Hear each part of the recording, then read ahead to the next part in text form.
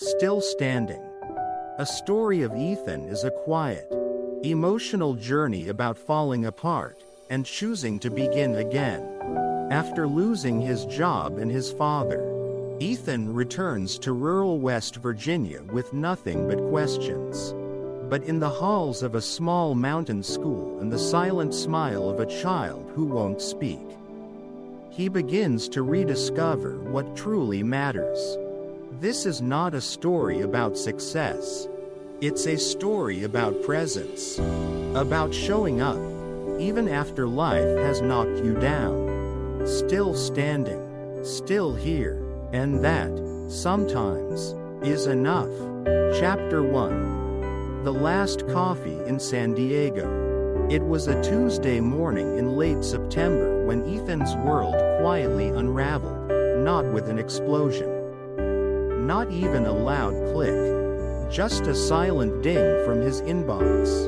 The email sat there like a quiet betrayal, bolded in black and carrying the subject line, Important. Employment status update. He clicked it almost instinctively, not expecting anything unusual, but as his eyes moved line by line, the silence in the apartment deepened. Dear Ethan, we regret to inform you that due to ongoing restructuring and budget constraints, your position with Halstead Software Solutions will be terminated effective October 1st. The words didn't seem to land at first. He blinked, read again, then again. It didn't make sense. He had been with Halstead for nearly 8 years. Through the late-night product launches, through the 2020 layoffs, through everything. He wasn't the flashiest engineer, but he was solid, reliable. He stared at the screen. Somewhere in the background, a neighbor's dog barked. A lawnmower started. The sun filtered in through the half-closed blinds and lit up the steam curling from his coffee mug. Only then did he realize the coffee had gone cold. He hadn't taken a single sip. He sat back in the chair, hands in his lap. The air felt too still. The room, too quiet. No anger, no tears. Just a growing emptiness in his chest, like someone had opened a window inside him and forgotten to shut it. Ethan had always believed that if he worked hard enough, stayed out of drama, and delivered on time, the world would eventually reward him. He wasn't greedy, didn't need to climb fast. He just wanted to be useful. He glanced around his one-bedroom apartment in San Diego. The pale gray walls, the bookshelf lined with programming books, old vinyl records, and a dusty photo of his parents taken back in West Virginia. His entire life here was built around the job he no longer had. He reached for his phone and opened his mother's contact. His thumb hovered over the call button. What would he say? That he was almost 34, unemployed, alone, and terrified? That he wasn't sure how to be himself without a job title attached. He turned off the screen and tossed the phone onto the couch. The rest of the day passed in a daze. He didn't eat, didn't leave the apartment, just sat there refreshing his inbox, half hoping someone from HR would say there had been a mistake. No one did. By sunset, the orange light spilled through the blinds like melted gold, pooling on the hardwood floor. It should have been beautiful, but to Ethan, it felt like the day mocking him. That night, he lay awake for hours, his mind reeling. And then, at some point, between the weight of silence and the hum of his ceiling fan, the first crack in his foundation widened. Not because of the job, but because he didn't know who he was without it. The days that followed, the next morning, Ethan opened his laptop and updated his resume.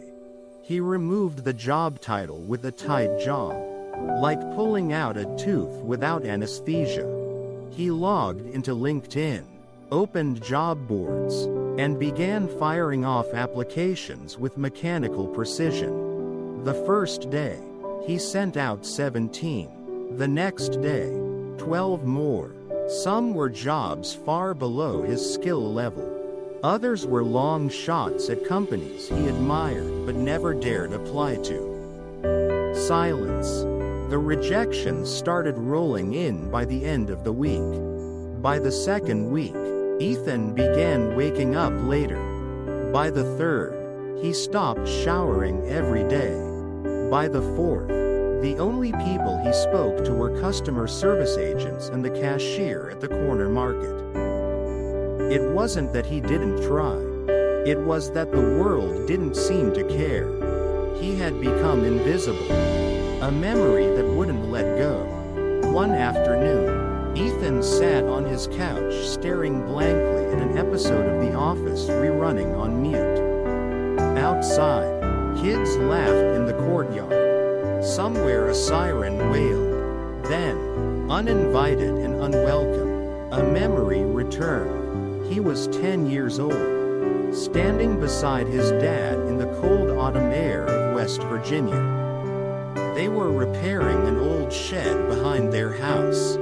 The boards were warped, and the wind howled through the gaps. Ethan had dropped the hammer. Frustrated, "I can't fix this," he had shouted.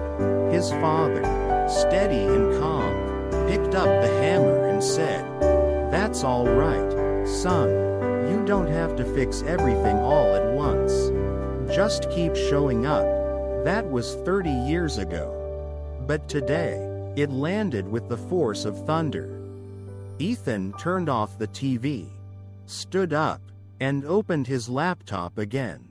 There were still no responses. But this time, he didn't send out applications. He opened a blank document and typed, "I've been laid off. I feel lost. But I'm still here, and maybe that counts for something." Chapter 2. The space between days. There is a strange silence that fills a life when structure is removed. No more morning alarms. No more meetings. No more purpose anchoring your hours. Days don't pass anymore. They stretch. Ethan began to notice things he hadn't before, like the squeak in his kitchen faucet, or the fact that one corner of his living room window always fogged up around 9 a.m. But none of it mattered. He filled time with scrolling, refreshing email, opening job boards like rituals. Every click a desperate grasp toward validation. Every unopened reply a silent judgment. He applied for positions he was overqualified for, underqualified for, out of state, remote, contract, entry level, executive. It didn't matter anymore. Any anchor would do. But the sea didn't answer. The world outside continued, while his own life stood still. The world kept spinning. The barista still smiled at strangers. The mailman still waved at dogs. The sun still set every evening without asking Ethan's permission. It made him feel smaller, like a ghost haunting his own life. His neighbors began to notice his silence. One knocked to borrow sugar. He pretended not to be home. His best friend, Jason, texted, "Let's grab a beer?" Ethan replied, "Busy," then stared at the blinking cursor for 20 minutes. It wasn't that he didn't want to connect. He just didn't know how to explain the kind of loneliness that came not from being alone, but from not knowing who you were anymore. The lie he couldn't let go of. One Sunday, his mother called. She always called on Sundays. "How's work, honey?" Her voice crackled over the phone. "It's good," Ethan lied. "Just busy with a freelance project. Might turn full-time." She sighed in relief. "That's wonderful. I knew they'd see your value." Ethan stared at the ceiling, eyes burning. After the call, he sat in silence for a long time. He didn't lie to hurt her. He lied because he couldn't bear to hear disappointment in the voice that once cheered for him at every school recital. Every half-finished science fair project. Every mediocre basketball game.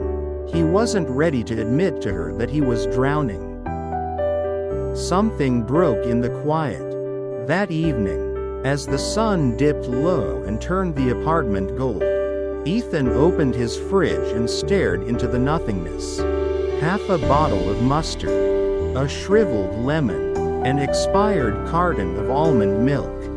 He closed it. He sat back down on the couch, legs curled under him like a child. And then, without warning, he cried. Not a few tears, not a single sob, a full body, rib-shaking kind of cry. The kind you don't know you're holding until it breaks you open. He cried for the job, for the silence, for the guilt of lying, for the feeling that somehow he had become a man his younger self wouldn't recognize. He cried because he didn't know what came next. And when the tears stopped, he was still there, breathing, alive, empty, but alive. A shift. The next morning, he did something he hadn't done in weeks. He made his bed, then he shaved, put on jeans, sat down at his desk and opened his inbox. Still no replies. But something was different. He opened a blank document again. This time, not to vent, not to journal, just to think.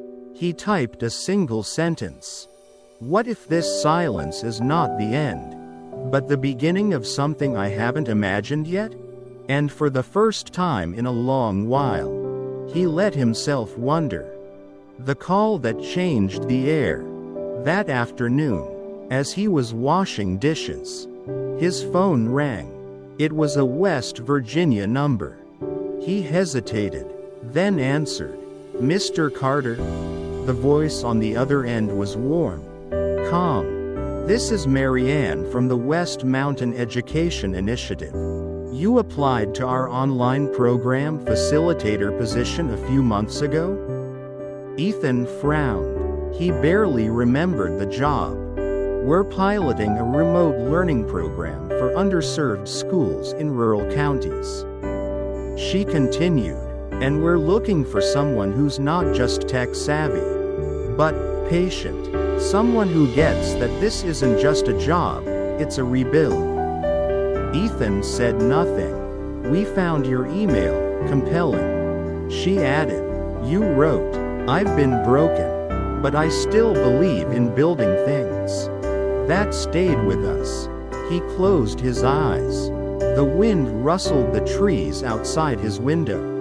"I'm interested," he said, before he could talk himself out of it. "Good," she replied. "We'd like to talk more." The space between. That night, Ethan didn't open Netflix. He didn't refresh job boards. He sat at his desk and read about the region. The lack of broadband, the shortage of teachers, the forgotten towns tucked between mountains. He didn't know what lay ahead. He didn't know what he could offer. But for the first time in weeks, he felt the faintest flicker of something that wasn't despair. Maybe it was purpose. Maybe it was hope. Maybe, after all that was lost, there was something still waiting to be found, not out there, but in the quiet space between who he had been and who he could become. Chapter 3. When Everything Breaks. The call came at 6:14 a.m. The kind of call that wakes you before the first ring ends. Ethan's phone buzzed against the nightstand, rattling next to his glasses. He fumbled to answer, heart already pounding. It was a nurse, a soft voice, calm but edged with urgency. "Mr. Carter, your father, he collapsed this morning. We're transferring him to Mercy General in Charleston. You may want to come as soon as you can." She said stroke. She said critical, but stable. She said time is important. Ethan didn't remember packing, just that by 9 a.m. he was on the road, an overnight duffel slung into the back of his 2009 Honda Civic. A cooler of energy drinks in the passenger seat, and no music playing. The freeway stretched ahead like a long, silent confession. The drive east, leaving San Diego, felt like leaving a version of himself behind, one that still pretended everything could be fixed with a good resume and another cup of coffee. Now, as he crossed state lines, past rows of sun-scorched billboards and rusting train cars, Ethan felt every hour unpeel the armor he had spent years building. The freeway hummed, his hands ached from gripping the wheel too tightly. His thoughts raced and stalled and raced again. What if his father didn't recognize him? What if he didn't make it in time? And buried beneath all that, what if he already had nothing left to say? Coming home, but not really. Charleston was cold, not the crisp cold of winter, but a damp one, the kind that crept into your sleeves and bones. That made even streetlights seem dimmer. Ethan hadn't been back to West Virginia in over 5 years. The streets were smaller than he remembered, the buildings more tired. The hospital smelled like bleach and plastic and things unspoken. His father lay in bed, skin ashen, oxygen tube curling under his nose. His right arm rested uselessly across his chest. His lips twitched faintly at the sound of Ethan's voice. "Dad, it's me. I came." There was no reply, just the steady beep of the heart monitor and the low hiss of breath. Ethan sat down. He didn't cry. He just held his father's hand, frail and cool, and whispered stories he hadn't told in years, about California sunsets. About old songs they used to play on the porch. About the dog they never got. The house. 2 days later, Ethan drove to his childhood home, the small 2-bedroom house on Ridgewood Lane where his father had spent 4 decades as a mechanic. Husband, and quiet hero. The yard was overgrown, the shutters creaked, but everything was still there. The porch swing, the broken birdbath, the hand-painted sign that read, "The Carters," hanging slightly crooked above the door. Inside, dust blanketed the furniture, old calendars hung on the walls. His father's toolbox sat open on the kitchen table, a screwdriver resting next to a half-disassembled radio. Ethan sat down, and for the first time since he was 12, he wept in that house, not just for the man his father was, but for the years Ethan had spent too far away to notice time passing. The days that followed, he didn't leave, not after the 3rd day, or the 5th, or the 10th. He extended his stay, called Mary Ann from the education project, explaining his father's condition. To his surprise, she didn't hesitate. "Take the time you need. But Ethan, I hope you still say yes." He wasn't sure what yes even meant anymore. Between hospital visits and pharmacy runs, Ethan filled his days fixing things: the front door hinge, the leaky sink, the garage light. Each small repair felt like reclaiming a piece of something. In the evenings, he sat beside his father, reading aloud newspaper headlines, weather forecasts, chapters from old Louis L'Amour novels. He wasn't sure how much his father understood, but he kept reading anyway. One evening, as snow threatened the window glass, his father stirred, his voice cracked. "You came back." Ethan squeezed his hand. "I never stopped being your son. Dad, I just forgot how to come home." A decision formed in the quiet. It was 2 weeks later, over instant coffee and a frost-covered lawn, that Ethan made his decision. He would take the job. Not because it promised a steady paycheck or prestige. Not even because it made sense. But because, somehow, it felt like a lifeline, not just for the students in those mountain schools, but for him. He didn't know how long he would stay. Didn't know if he would succeed.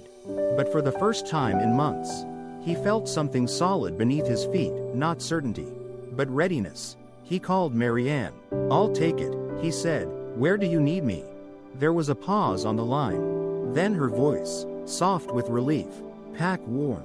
We're sending you to McDowell County. He wrote down the name. It didn't matter where it was. He was going, not to run away from the broken pieces, but to try, finally, to build something new out of them. Chapter 4. Small Steps in the Dark. The air in McDowell County was nothing like San Diego. It wasn't just colder, it was denser, quieter, as if the mountains pressed down on every sound, holding the world in a hush. The town Ethan arrived in didn't have a single traffic light, just a single gas station, a post office that closed at noon, and a diner that doubled as a grocery store. Most buildings looked like they had given up fighting gravity long ago. Paint peeled, wood sagged, but people waved when they passed. It was humbling. It was unfamiliar. It was exactly what he needed. First impressions. The school sat on the edge of a winding hillside road, nestled between bare-limbed trees and patches of stubborn snow. A weather-worn sign read, Pine Hollow Elementary, Est, 1952. Inside, the hallways were narrow, the paint chipped, the heating inconsistent, but the laughter of children echoed through the walls like sunlight. The principal, Ms. Lynn Carver, was a small woman with sharp eyes and a handshake that could crush walnuts. "You're Ethan?" she asked, sizing him up like a coach on draft day. "You don't look like someone who's worked in tech." He smiled. "I don't feel like someone who's worked in tech." She laughed and slapped him on the back. "Good. These kids don't need a genius. They need someone who stays." What he was given, his office, was a converted supply closet with a folding chair, a dusty router, and 3 half-broken laptops stacked like a sad game of Jenga. The internet worked, barely. The server rebooted if someone sneezed too loud. The teachers were kind, but tired. Some taught multiple grades at once. Others doubled as janitors, cooks, and bus drivers. Ethan watched them move through their day with a weariness born not of laziness, but exhaustion without recognition. Still, they smiled. They showed up, every single day. He told himself he would too. The first child who asked his name. On the third day, a boy with frayed jeans and a coat 2 sizes too small wandered into his room while Ethan was fixing a projector. "You the computer guy?" Ethan looked up, nodded. "You like computers?" The boy shrugged. "Never used one. My cousin says they can teach you anything." "Is that true?" Ethan thought for a second. "I think they can help. But the learning, that's all you." The boy was quiet for a moment, then asked, "You gonna stay here, or are you just passing through like the last lady?" Ethan didn't know how to answer, so he said the only honest thing he could. "I'm hoping to stay, but sometimes, we don't know if we belong until we try." The boy nodded, "Okay," then walked out like he had only come to test if Ethan was real. Learning how to be useful again. Ethan's days became full in the way that slow, quiet lives can be. He fixed computers with salvaged parts, installed basic coding software, taught teachers how to run video lessons, how to troubleshoot frozen screens, how to hold a mouse the right way. He even made a game for the second graders, a spelling bee app that beeped every time they got a word right. The kids screamed with delight the first time it worked. One afternoon, a girl named Sophie stayed after class and handed him a folded piece of paper. Inside was a crayon drawing. Ethan, standing in front of a computer, with the sun above his head and the words, "Mr. Ethan is our hero." He didn't know why, but his throat tightened when he read it. He hadn't felt like a hero in years. The silence of healing. The nights were cold, quiet. He cooked simple meals, read paperback novels from the school library, sat by the window with a mug of tea, listening to the wind rattle the siding. One evening, he took out his father's old watch, the one he'd carried but never worn. He wound it, put it on, and for the first time since the funeral, he whispered aloud, "Thanks for teaching me to stay." There was no answer, but there was peace. A message from the past. In early March, as the snow began to melt, Ethan received a message he hadn't expected. It was from Jason, his old friend back in San Diego. "Heard you moved to the middle of nowhere. You okay, man? You happy?" Ethan stared at the message for a long time. Was he? He looked around. A pile of student drawings on his desk. A whiteboard covered in lesson plans. A cracked coffee mug that read, "Number 1 teacher, technically." He smiled, then typed, "Not always, but I feel like I'm building something here. And for now, that's enough." Chapter 5. A goodbye that never came. The call came just before dawn. In the soft, blue-gray light of morning, Ethan was sipping coffee, wrapped in a blanket by the window, listening to the wind comb through the Appalachian trees when the phone vibrated gently on the kitchen counter. He knew before he answered. It was the nurse at Mercy General. "Mr. Carter, your father passed in his sleep last night. Peacefully, no pain." The rest of her words blurred. Something about final arrangements, about next of kin, about signatures and transport and paperwork. Ethan murmured responses, numb, thanked her, hung up, and sat very, very still. The stillness that follows. There is a moment after death that no one talks about. Not grief, not shock, just stillness. A quiet so deep it swallows every sound, every thought, every impulse to move. Ethan sat in it for hours. The coffee grew cold beside him. His phone buzzed twice. Messages from the school. He didn't answer. Outside, the wind kept blowing. A dog barked in the distance. Birds sang without knowing anything had changed. But everything had. Back to Charleston. He drove back to Charleston in silence. The same road he had taken months earlier now felt unfamiliar, like life had shifted subtly, bending the earth beneath it. The hospital smelled the same, but the room was different now. Empty, clean, erased, a folded blanket, an untouched pitcher of water, a clipboard with no name. He signed the forms, chose a simple cremation, paid the deposit, shook the funeral director's hand like a man finishing a business deal, not laying a parent to rest. When it was done, he drove to Ridgewood Lane, to the house, to memories that still clung to the floorboards. What remains? He spent the night in his father's chair, wrapped in the same flannel his dad always wore. He didn't cry. He sorted old mail, looked through photo albums, found a dusty box in the attic labeled, Ethan, High School. Inside were trophies he'd forgotten about, a letter of acceptance to a college he never attended, a drawing he'd made in second grade of him and his dad fixing a car. Titled, My Hero. He sat on the floor, back against the wall, and whispered, "I'm sorry I wasn't here more. I'm sorry I thought time would wait." Outside, rain tapped gently against the window like the universe answering with its own quiet apology. The funeral no one prepared for. There were only 8 people at the service. The mechanic who worked beside his dad for 20 years, a neighbor, 2 women from church, a former student from his father's night classes, and Ethan, who stood before them in a suit that no longer fit, with a folded piece of paper trembling in his hand. "I didn't know what to say," he began, voice low, rough, "because I thought I had more time to thank him, more time to ask questions, more time to just be with him." He paused, staring out at the small room. "But my dad taught me something. Even in silence, that showing up matters, that fixing things doesn't always mean making them perfect, it means staying long enough to try." He folded the paper, stepped down. No dramatic tears, no grand speeches, just a room full of people whose lives his father had quietly touched. The ashes and the garden. Back in McDowell County, Ethan dug a small hole behind the schoolhouse, beneath a young maple tree. He had asked Ms. Carver for permission to scatter some of the ashes there. He used to fix things, he told her, so it feels right. He poured the fine gray dust into the earth, pressing his palm against the ground as if to say thank you. One last time, a gust of wind lifted the final traces into the air, and Ethan stood there until they disappeared. Letters that were never sent. That evening, Ethan began writing. Not code, not lesson plans. Letters. To his father, to his younger self, to no one in particular. He filled pages with things he hadn't said, hadn't felt, hadn't known how to process. Some he burned, some he kept, but all of them brought pieces of him back to life. And then, back again.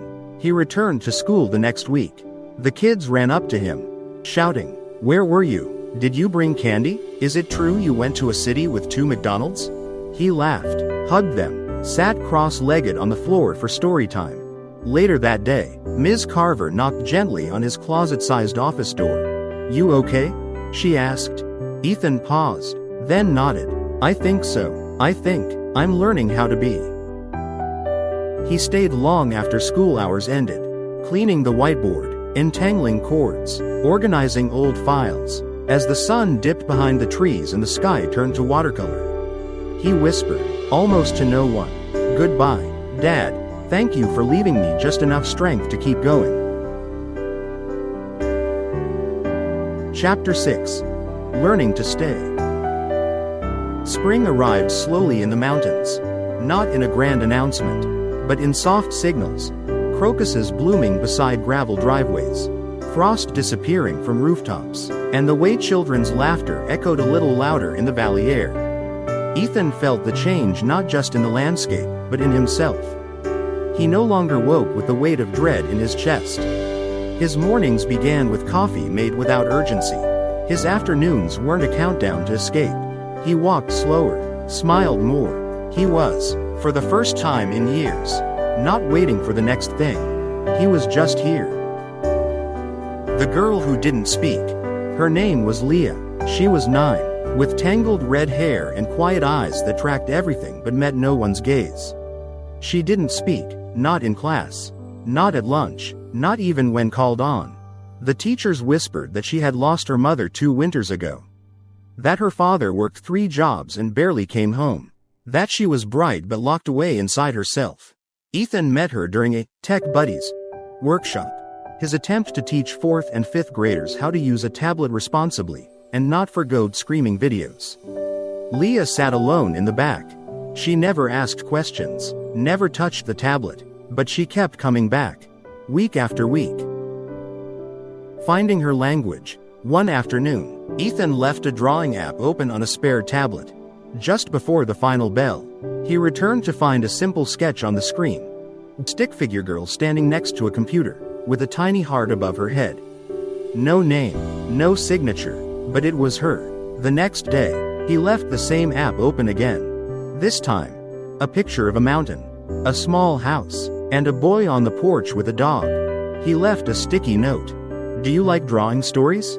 The next day, a new drawing, and next to it, scribbled in pencil, "Sometimes." Connection in silence. Ethan didn't push her. He didn't call her to the front of class. Didn't ask her to speak. He just left space where she could exist without pressure. They exchanged dozens of sketches over the next month.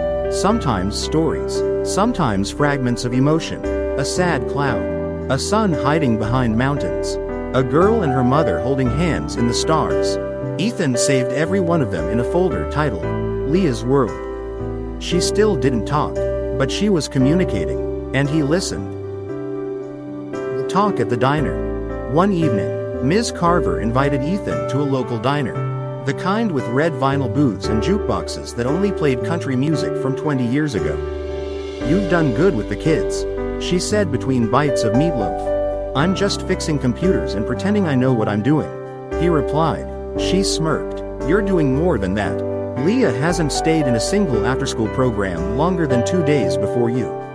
Whatever you're doing, it's working." Ethan looked down at his coffee. "I think she just needed someone who wouldn't ask her to be okay." "That's the thing, Carter," she said. "These kids don't need perfect. They need presence." He didn't say anything, but the words stuck with him all the way home. A letter with no stamp. That night, Ethan wrote again. This time, not to his father, but to Leah. "Dear Leah, you remind me of someone I used to be, someone quiet and watching and unsure of where he fit. I want you to know, your silence doesn't make you small. Your stories speak louder than you think. You don't have to rush. I'll still be here." He didn't give her the letter. He just kept it. Sometimes, writing it was enough. The moment she spoke, it was late April. Rain had turned the schoolyard into a mud pit, and indoor recess was in full chaos mode. Ethan was fixing the projector in the library when Leah walked in. She held up a drawing, 2 stick figures under a tree. One taller, handing the other a flower. She pointed to the taller figure, then pointed to him, and softly, barely above a whisper, said, "Thank you." 2 words. That was it. But to Ethan, it was thunder. He blinked fast, smiled slow. "You're welcome," he said, voice cracking. And she smiled, really smiled, for the first time. Learning to stay. Ethan stood in the hallway after school that day, watching kids spill out into the fading light. Backpacks bouncing, voices bright. He felt something unfamiliar, stillness without sadness. Not numbness, not fear, just a quiet kind of peace. He wasn't healed, he wasn't whole, but he was here, and he was learning that sometimes, that was enough. Chapter 7. When the past comes knocking. The knock came on a Saturday afternoon, just as Ethan was finishing a lesson plan about digital storytelling. He wasn't expecting anyone. Opening the door, he saw a familiar grin, sun-worn, a little crooked, but unmistakable. "Jason?" "In the flesh," his old friend said, holding up a 6-pack like a peace offering. "Didn't think I'd let you hide forever. Did you?" Ethan laughed, stunned. "What the hell are you doing in West Virginia?" Jason shrugged. "Work trip nearby. Figured I'd take a little detour. See if you'd gone full mountain man yet." 2 worlds collide. That night, they sat on Ethan's small porch under a sky full of stars. The air smelled like wood smoke and wildflowers. Crickets played backup. Jason cracked open a beer. "You know, back home we thought you'd be back in a month. Maybe 2. Ethan leaned back in his chair. "I thought the same, honestly." Jason looked around. "So, what is this? Your quarter-life crisis refuge?" Ethan smiled. "Maybe. Or maybe I just stopped running." Jason sipped. "I don't get it, man. You had a good thing in San Diego. Paychecks, tech gigs, a life." "I had a job," Ethan corrected, "not a life." Silence. Jason glanced toward the quiet mountains. "So now what? You fix laptops and play mentor to barefoot kids?" "Pretty much. And that's enough?"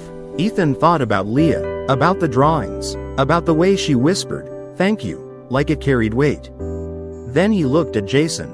"It's more than I ever had before." A little jealousy, a lot of truth. Later, after the beer ran out and the night cooled, Jason's voice dropped. "You know, I thought I had it figured out. Career climbing, stock options, the condo with the ocean view." He trailed off. "But sometimes I wonder if I just built a very expensive cage." Ethan didn't respond right away. He just nodded, then said, quietly, "We both ran from something. Jas, I just finally got tired of running." Jason looked at his old friend, older now, quieter, but somehow more present than ever before. "I envy that," he admitted. Walking through town. The next day, Ethan took Jason to the school. The classrooms were humble. The library had more sunlight than books. The Wi-Fi still cut out when it rained. But the kids ran up to Ethan like he was a rock star.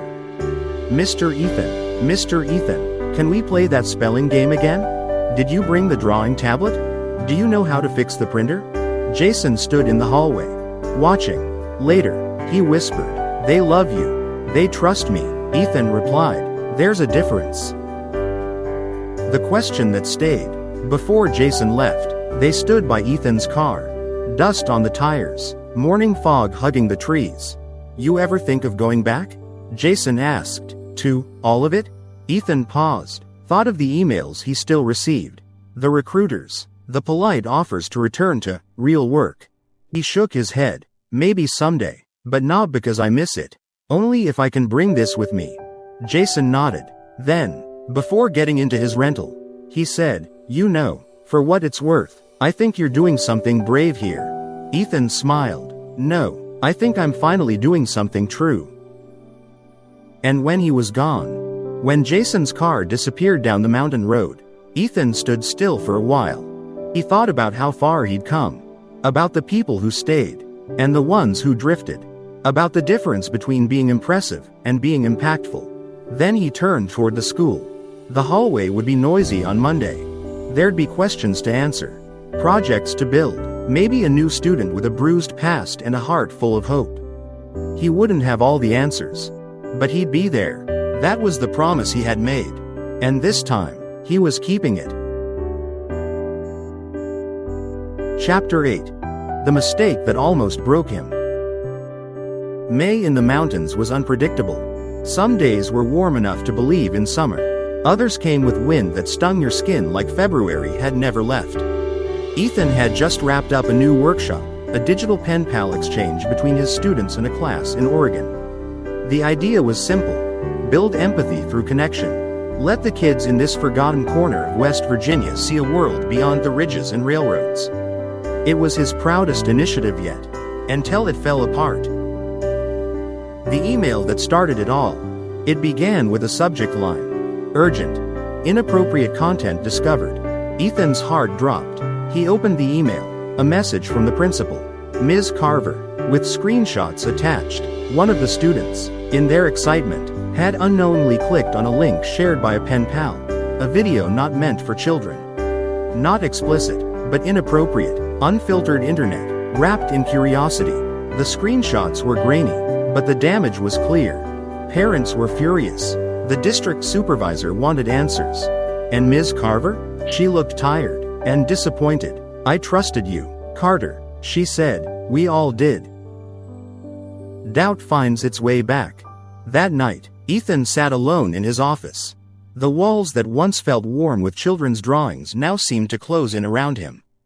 He replayed the decisions over and over. Had he missed a step? Should he have filtered the messages manually?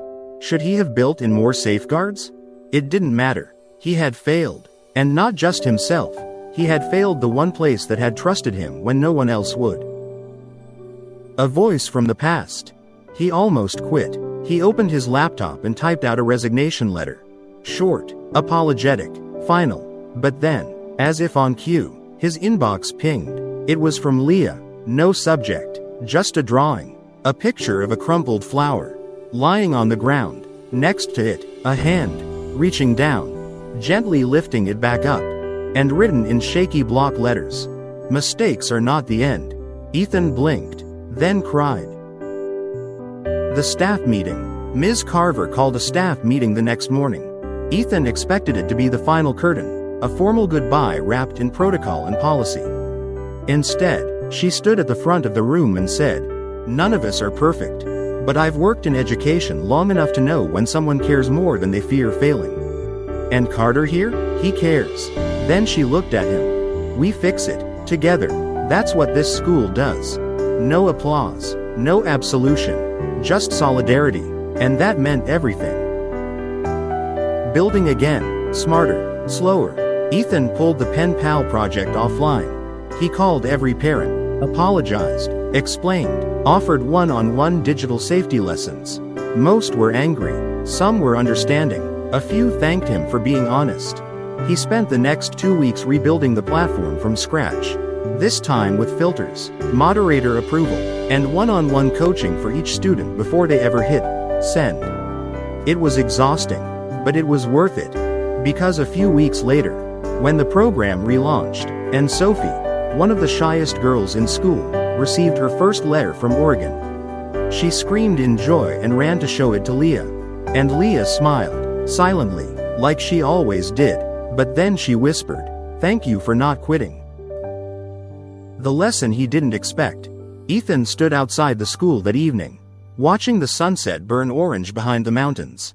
The mistake still hurt, the doubt still lingered, but something in him had shifted. He had always thought strength meant not failing. Now he understood. Strength was the ability to keep showing up, even when you already had. He whispered into the wind, like a prayer to no one in particular. "I'm still here, I'm still standing." And for once, it didn't feel like a plea. It felt like truth.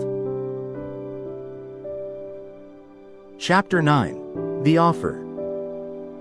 The email arrived on a Tuesday afternoon. He almost missed it, buried between school notices. A PTO reminder. And an ad for discounted printer ink. But there it was. Subject: Senior Program Director, New Horizons Initiative. From Anna Loeb, Talent Acquisition, Westbite Tech. He stared at it for a long time. Westbite, a company he had once dreamed of joining, a titan in education tech, with contracts in 20 states and a glossy brochure that screamed future forward. The position? Senior leadership. 6 figures. Remote flexibility. A team under him. Vision meetings. Resources. Respect. He could feel the adrenaline. The rush of maybe. But underneath it, something else stirred. Uncertainty. A voice from the past. Speaking in present tense. Ethan clicked the link. Read the job description. Qualifications? He had them all. Experience? Easily. Mission statement? Nearly identical to the one he'd been fighting for, just written with corporate polish. He reached the bottom of the email. A final line. We've followed your work. We'd love to bring your heart and your skills home again. Home again. The words hung there. What he didn't expect. That evening, he told Ms. Carver. She leaned back in her chair, crossed her arms. You thinking of going? I don't know, he said honestly. Would I blame you? No. Would the kids miss you? Absolutely. Ethan exhaled. It's a huge opportunity. Impact at scale. Real resources. But is it your kind of impact? She asked gently. Or someone else's idea of it? He didn't answer. She didn't push. She just said, don't forget, some seeds only bloom when you're the one watering them. Leah's project. That Friday, Leah presented her first digital story, a comic strip about a flower growing through a crack in concrete. No words, just images, bold lines, bright colors. At the bottom corner, she wrote, sometimes things grow in places they shouldn't. But they still grow. The class applauded. Leah smiled shyly and sat down. Ethan felt something tighten in his chest. The call. He scheduled the call with Westbite. A woman named Anna greeted him warmly. Polished, confident, efficient. We believe in rebuilding education. Ethan, we think you could help lead that change. He didn't argue, didn't downplay his qualifications. He just asked, would I still get to sit on a cold floor, helping a kid fix a Chromebook and telling her that her story matters? A pause. Well, not exactly, but you'd be shaping the people who shape those moments. I see. Another pause. He thanked her, said he'd think about it. The conversation with Jason. Later that night, Jason called. So, you taking it? I don't know yet. Man, it's a real job. A big one. Yeah, I know. Jason hesitated. You happy, Ethan? Ethan didn't answer right away. Then he said, some days are hard. Some days I feel useless. But when Leah showed me that drawing today, I felt more seen than I ever did in a conference room. Jason chuckled. You've changed. Man, I hope so. The answer. On Sunday morning, Ethan sat in the tiny library of Pine Hollow Elementary. The windows fogged from the mountain chill. The heater clicked quietly. A cup of lukewarm coffee sat beside a stack of lesson plans and half-repaired tablets. He opened his laptop, typed his response. Asterisk. Thank you for your generous offer. It means a great deal. But at this point in my life, I've found a place where impact isn't measured in quarterly reports. It's measured in quiet moments.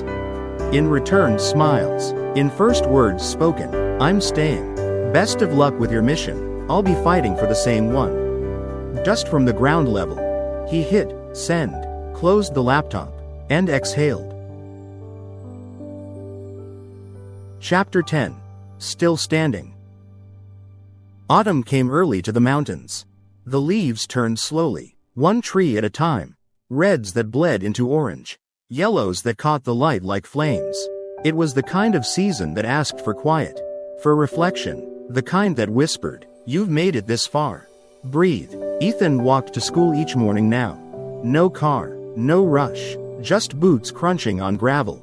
A thermos of coffee, and a backpack full of cables, markers, and possibility. Some mornings, Leah would walk beside him, sketchpad in hand. They rarely spoke, but the silence was rich, alive, comfortable. Becoming part of the story. There was a new mural on the side of the school. It started as a class project.